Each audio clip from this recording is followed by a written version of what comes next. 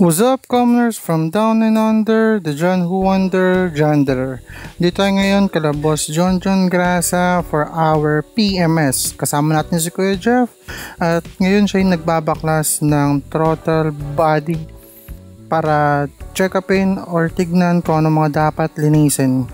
Kanina, nabaklas na ang magneto, napinturahan na rin, and then eventually, he will proceed for the pulley set o yung panggilid. So after serapin yung panggilid, linisan, and then ipapa-degree. Since sasabihin nga ni Kuya Jeff kung ano yung tama niyan.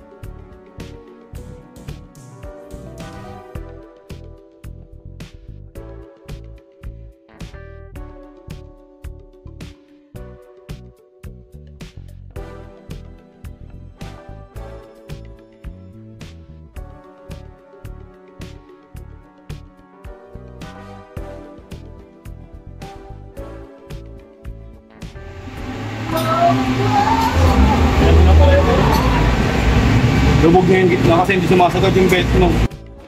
So nagpakalkal na rin tayo ng pulley set. Ayan, nililinisan ni Kuya Jeff. Nagpalit na rin tayo ng rubber stop ba yan? Kalimutan ko yung tawag eh. Pero para yun sa bola, palit bola, center spring, and then lining natin is all stock. Nagpa-regroup na rin tayo ng bell.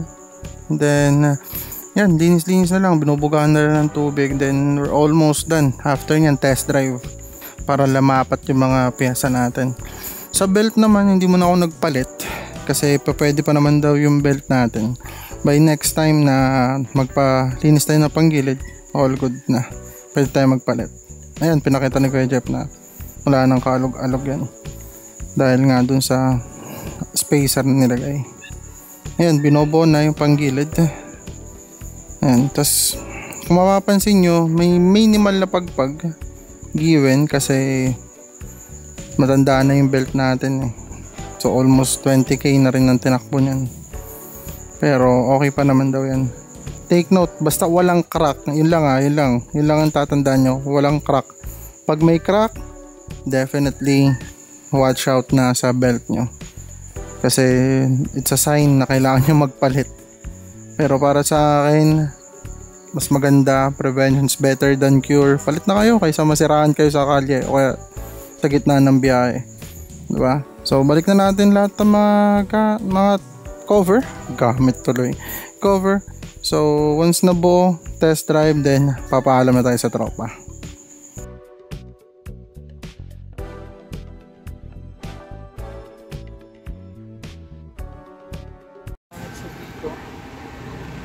Boss, bye. Salamat. Salamat.